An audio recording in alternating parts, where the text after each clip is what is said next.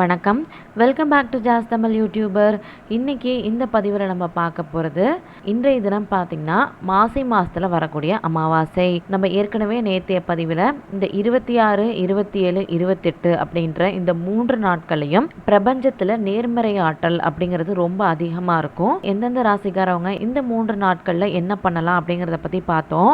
இன்றைக்கி இந்த பதிவில் நம்ம பார்க்க போகிறது, நாளைய தினம் பார்த்திங்கன்னா மாசி மாத அமாவாசையில் வரக்கூடிய சோடசக்கலை நேரம். இந்த சோடசக்கலை நேரம் எப்போ ஆரம்பிச்சு எப்போ முடியுது அப்படிங்கிறத பற்றி தான் தெரிஞ்சுக்க போகிறோம். தொடர்ந்து பதிவை பாருங்கள். அதுக்கு முன்னாடி உங்களுக்கு ஆன்மீகம் சம்மந்தப்பட்ட தகவல்கள் பிடிக்கும் அப்படின்னா நம்மளோட சேனலை சப்ஸ்கிரைப் பண்ணிக்கோங்க. இப்போ வாங்க நம்ம பதிவுக்குள்ளார போகலாம். சோடசக்கலை நேரத்தில் பார்த்திங்கன்னா நம்ம பிரபஞ்சத்துக்கிட்ட வைக்கக்கூடிய வேண்டுதல்கள் எதுவாக இருந்தாலுமே அது உடனடியாக பலிக்கும். அமாவாசை திதி முடிகிறதுக்கு 1 மணி நேரத்துக்கு முன்னாடியும் பௌர்ணமி திதி முடிகிறதுக்கு 1 மணி நேரத்துக்கு முன்னாடியும் இந்த சோடசக்கலை நேரமானது ஆரம்பிக்கும். அதுபடி நம்ம பார்த்தோம் அப்படின்னா நாளைய தினம் வெள்ளிக்கிழமை அதிகாலை 5:17 7:17 வரைக்கும் சோடசக்கலை நேரமானது நமக்கு இருக்கு.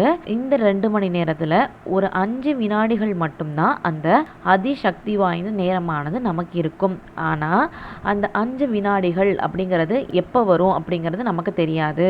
அதனால இந்த 2 மணி நேரமும் நம்ம இறைவன் கிட்ட நம்மளுடைய வேண்டுதலை வைக்கிறப்ப அந்த 5 வினாடிகள் கண்டிப்பா வரும் இல்லையா? அந்த நேரத்துல நம்ம வைக்கக்கூடிய வேண்டுதல்களானது கண்டிப்பா நிறைவேறும். அதுல எந்த ஒரு சந்தேகமுமே கிடையாது.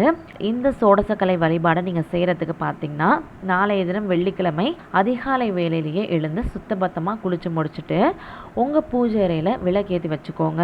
நாளைய தினம் பார்த்தீங்கன்னா இந்த சோடசக்கலையோட 7 கிரக சேர்க்கையும் சேர்ந்து வருது அப்படிங்கிறதுனால ஒரு மஞ்சள் நிற துணி எடுத்துக்கோங்க.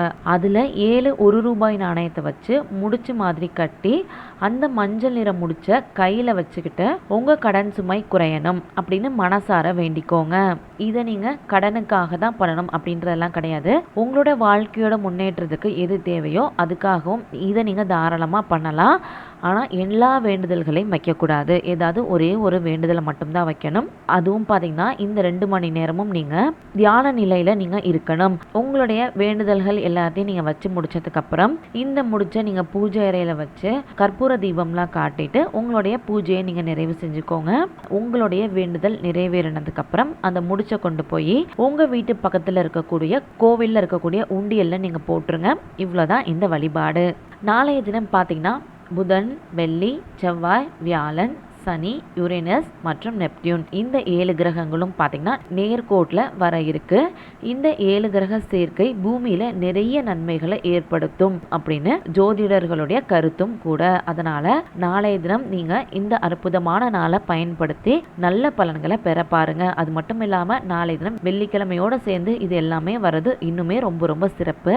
நம்பிக்கை இருக்கிறவங்க நம்பிக்கையோட அதை செஞ்சு பாருங்க. கண்டிப்பா நல்லதே நடக்கும் அப்படிங்கிற கருத்தோட இன்னைக்கு இந்த பதிவை நான் நிறைவு செய்யறேன். உங்களுக்கு இந்த பதிவு பயனுள்ளதாக இருந்துச்சுன்னு நினச்சிங்கன்னா மறக்காமல் இந்த பதிவை லைக் பண்ணிக்கோங்க.